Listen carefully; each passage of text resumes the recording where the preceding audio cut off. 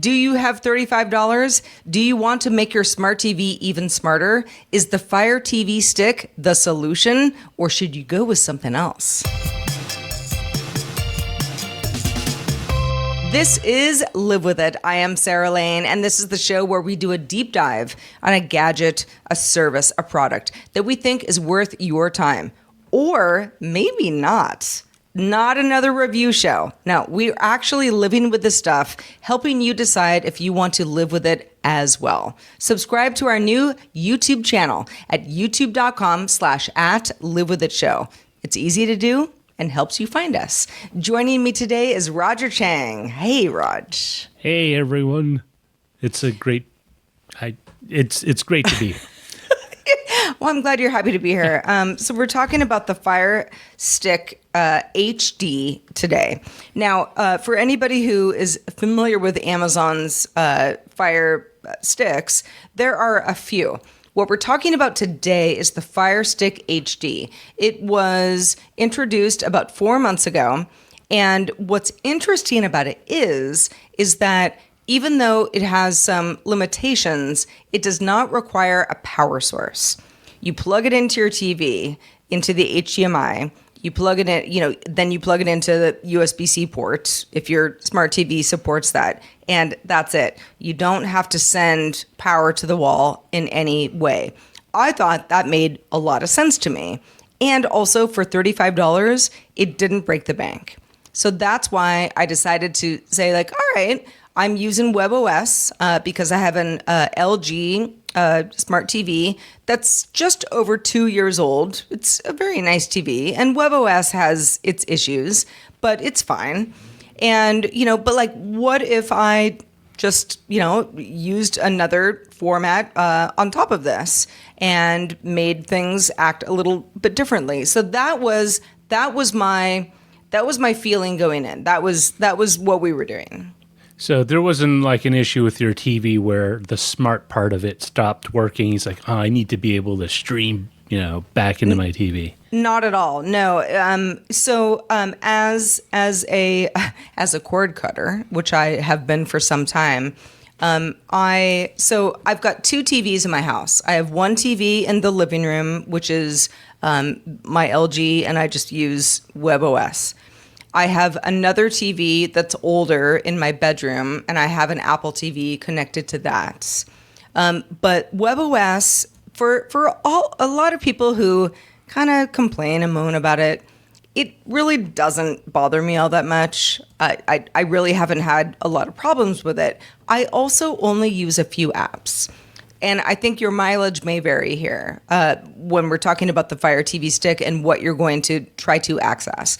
Because going into this project, this experiment, I basically use YouTube TV. That's how I get live TV. Plex, that's how I get access to my friends who have really great media libraries where I can find a lot of things. And I guess I use some Amazon Prime Video stuff. But that's not really my main focus. It could be a little bit different because Amazon Prime now has access to certain sports that you can't get anywhere else. So that's a little bit interesting. But for me, I was like, I just want to see how it's different. WebOS versus Amazon, Fire TV HD. So here's the deal. HD, the Fire HD, which I have. You mean the different sticks or the different levels of Fire sticks? So does not support 4K video, which my TV would otherwise. And I didn't actually realize that when I bought it because I was like, oh, this is not very expensive, $35. In fact, I've seen it on sale on Amazon here and there for $25. I mean, this is not an expensive purchase, all things considered.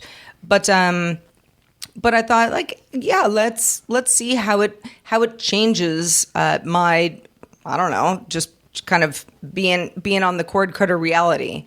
And I had an issue with it when I first set it up.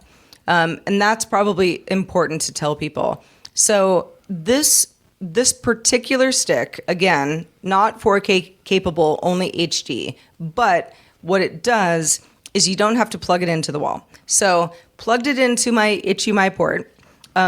It came with an HDMI port extender, which is ridiculous to me because, I mean, I don't know like how this is extending anything for anybody, but it definitely helps for my old TV where the HDMI ports face directly back against the wall. I see. And so if you stuck anything in there, it wouldn't fit. So you need something to bend around it. You know what I mean? Like if here's the wall, and then, the HDMI port just faces 90 degrees, like straight into it. If you tried to plug it in, you wouldn't have enough space because I have a wall-mounted TV. Yeah. So this might be helpful for you. When I got it, I was like, haha, like, why would I need this? But my TV is not mounted on a wall. It's on top of a, like a bookcase, basically. And I've got the HDMI port and the USB-C port for power. And it works really well, but it didn't at first. And I kept, I'm kind of trying to go through the settings on my TV, and it just kept giving me weird errors and, like restart your system. And I actually didn't realize that restarting the system actually happens on the Amazon Fire TV remote, which it comes with. And that was that could have saved me a couple hours of tears. So I've got my LG TV remote. That's the remote I use. And then you've got the Amazon Fire TV stick remote that it comes with. Okay, so I've got two remotes. Really don't need two remotes, rather have one. Can I just use one or the other all the time? The answer is no. You have to, at least in my setup, you can turn on the TV with the Amazon Fire TV remote, but then you have to use your LG remote to go down to HDMI and choose that as a source.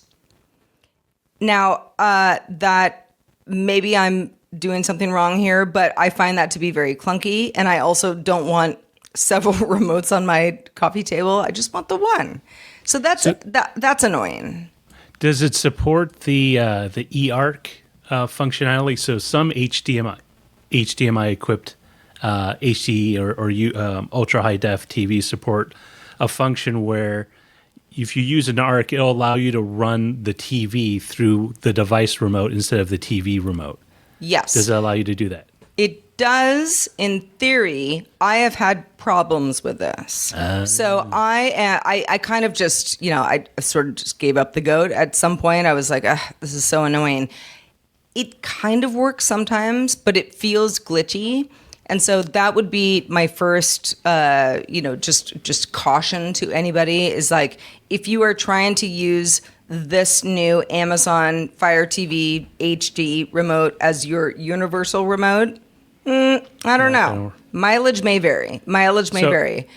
So let me ask you, because it is an Amazon product, does it feature the all very ubiquitous a person that you can tell stuff to, and it turns your TV effectively into another smart speaker? That is definitely a feature. It's not something that I use just because I have so many other Amazon assistants around my house. Like I don't need my TV to do that. I could use that. I could use it for that way. I also am a Prime user.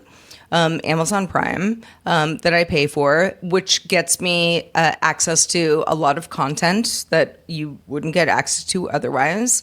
And I think that's very, as you can imagine, front and center. Once you get the whole thing up and running, it's like, go home. What do we got? And you can add various apps like you can with kind of any interface. It's like, for me, it's like YouTube TV, Plex, YouTube, Amazon Video, Amazon Prime Video, and that's kind of it. I don't watch a lot of, Disney Plus here and there, but like I don't really use more than a few apps at a time. It is easy to set up, but it also doesn't feel like any more special than my WebOS interface. The only thing that it does do very well, as you can imagine, is give me more access to Amazon content. So can you set up so as you add channels, you have to do it through the device, or can you do it on your Amazon page? Like you go to the Amazon website and you go to your account. Because that's one of the rare things I like about Roku is Roku. If you want to add channels or you want to add You do it services, wherever is most convenient. you do it you can do it on the web page, and then the Roku stick itself, or in my case, it's built into the TV, will update that way, so you don't have to fiddle and punch in your password into the device. Right? You just do it through the website, through the Roku website. Finds your account, finds the devices connected to your account, and then updates that device. So now you have your Netflix, you have your Disney Plus, you have Sure. whatever else. Yes. Okay. So the short answer is yes. I did not do that because the Fire TV stick does a very good job of QR codes.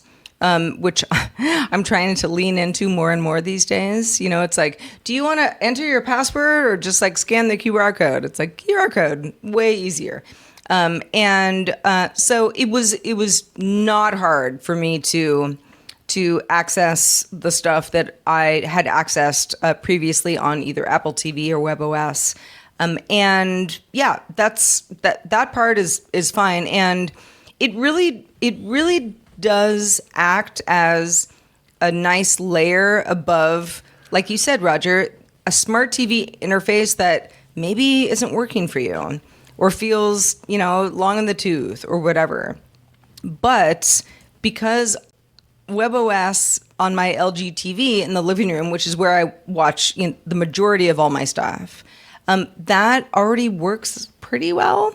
This from Amazon feels like it's very, you're going to get a lot of Amazon, promoted Branded stuff. Yeah. And why wouldn't you? That's fine. I don't watch a lot of Amazon original things. Yeah. Every so often I do. And again, going back to sports, that is going to be helpful for me, I think.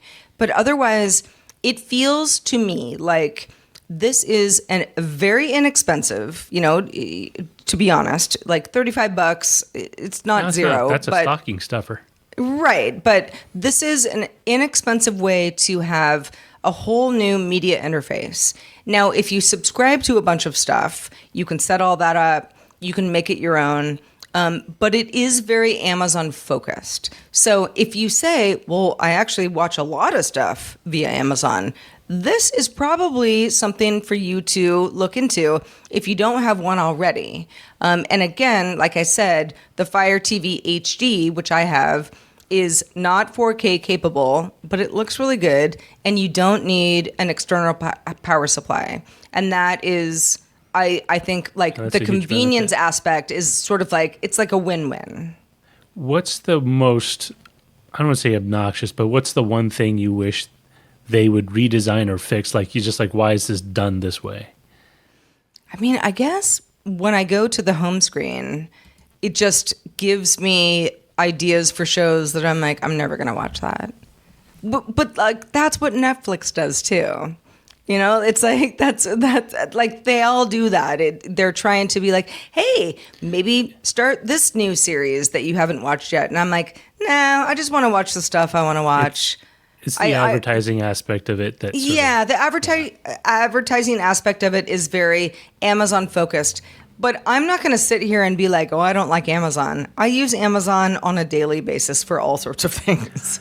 So I don't dislike Amazon. And I think this is a good product. And the reason I do is because it's cheap and it's easy to use. If you have a new enough smart TV where you've got an HDMI port that you're not already using for something else, USB-C, we're good to go. Is there? I'm a Roku user just because every smart TV I had to buy until recently. Actually, no, the most recent one I bought too has built-in Roku. If you had to choose between the two, like between a Roku TV stick and a Amazon stick, and you did it all over again, would you still go with the Amazon Fire TV? I think so, and it's not because I have a problem with Roku.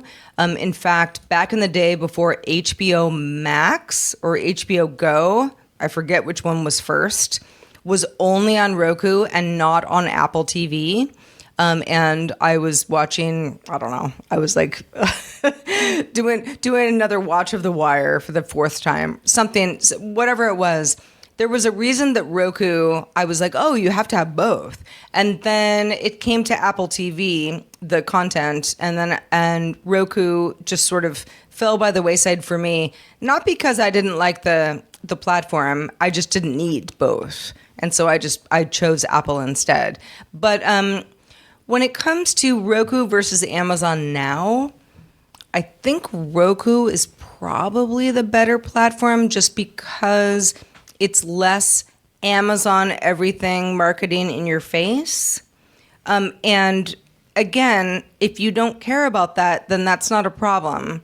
But if you're new to Amazon and you're sort of like, what are all these shows? It's all Amazon stuff. You're going to get Amazon branded things. That's part of the deal, and that's why this is so cheap. It's a loss leader. So in your final recommendation for folks, it's like if you need smarts in your dumb TV, because like I have an old TV that sits in the garage and it's 12 years old at this point, but it still works.